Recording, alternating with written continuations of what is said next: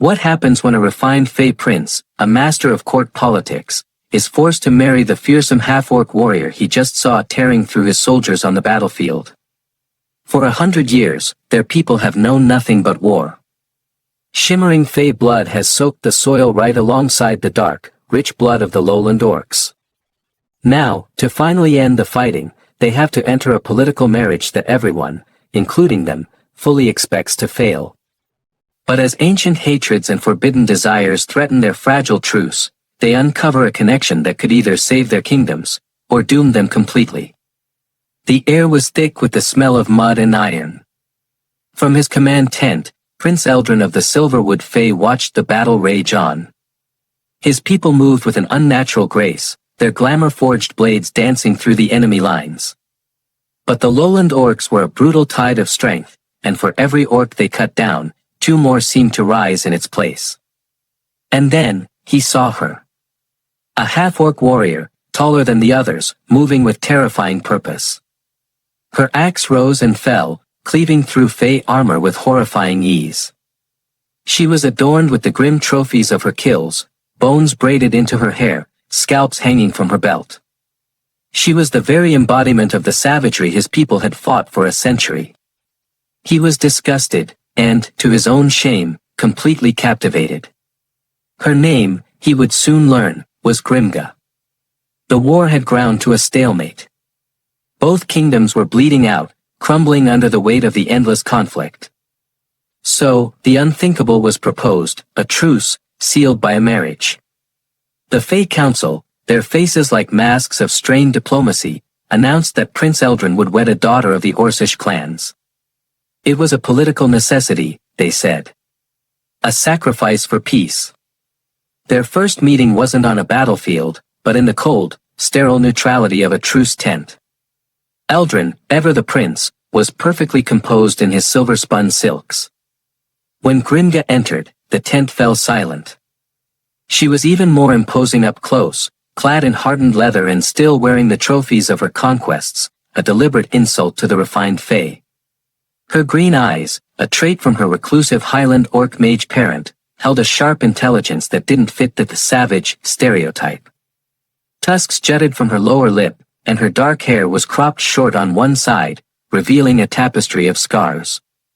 "So, you're my husband," she grunted, the word husband sounding like a curse on her tongue. Eldrin simply inclined his head, his own disgust a cold knot in his stomach. "And you're my bride." "Orcs don't settle things with pretty words and flimsy promises," she shot back, her hand resting on the pommel of her axe. "We settle them with blood. If you want this peace, you'll face me in a trial by combat. A duel to the death." A wave of shock rippled through the Fae delegation. To them, she was a barbarian proposing a blood sport. But to her, it was the only honorable way. Eldrin saw the challenge in her eyes, the pure contempt. He knew that if he refused, the treaty was doomed before it even began. For his people, for even a chance at peace, he had to do it. "I accept your terms," he said, his voice ringing with a conviction he definitely did not feel. "Let the trial begin." As it turns out, training for a death match with your fiancé is a unique kind of diplomacy. Their sparring sessions were a violent dance of opposites. He was all fluid movement and glamour, using his Fae magic to create illusions that would distract and disarm her. She was a storm of raw power, her axe a blur of brute force that shattered his shimmering decoys, forcing him to rely on pure skill just to stay alive. "Your magic is a coward's trick," she'd snarl, batting away a phantom image of him. "And your strength is a blunt instrument," he'd retort, narrowly dodging a blow that would have splintered his bones. "It has no artistry." But somewhere between the insults and the clashing of steel, a grudging respect started to grow. He saw the sharp discipline behind her ferocity, the warrior's code that guided her every move. She, in turn, saw the surprising resilience under his polished exterior and the sharp mind that was always looking for an angle.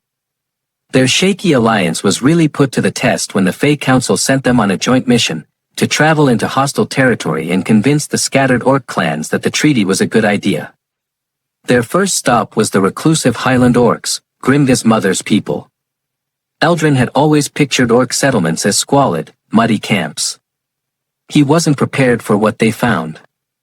As they journeyed into the mountains, they discovered towns powered by intricate magic, with automated farms tended by enchanted constructs and quiet mages living in towers. Here, Grimga's brutal honesty was balanced by a deep wisdom she rarely showed anyone. One night, they were ambushed by a pack of territorial beasts, and Eldrin took a deep gash to his arm. Silver blood, like liquid mercury, welled up, glistening in the moonlight. Before his own healers could even move, Grimga was there.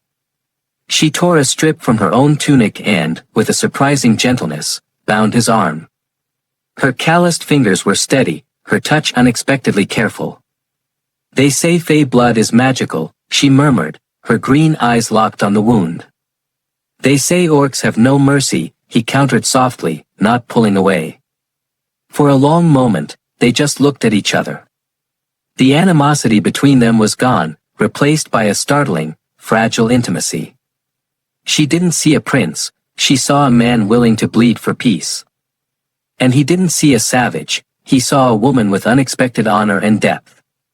In the shared vulnerability of that moment, as his silver blood soaked into the rough cloth from her tunic, the first, terrifying seeds of connection were planted, but any hope they had was short-lived.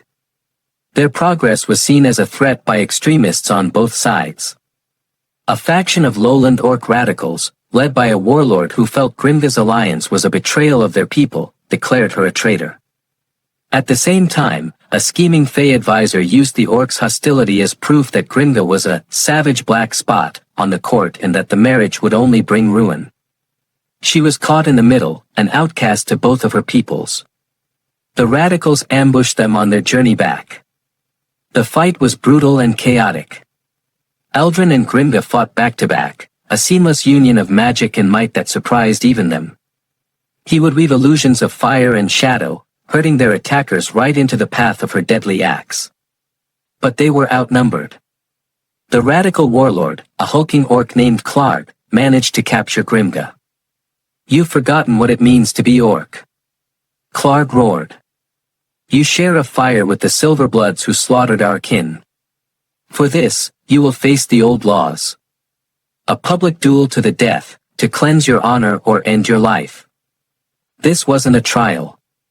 It was an execution. Grimga was forced into a fighting pit, surrounded by a jeering crowd of lowland orcs. Her opponent was Clark himself, a tribal champion who had never been defeated. The duel began, and it was clear Grimga was outmatched. Clark was stronger, and she was exhausted and demoralized. He toyed with her, landing punishing blows that sent her stumbling.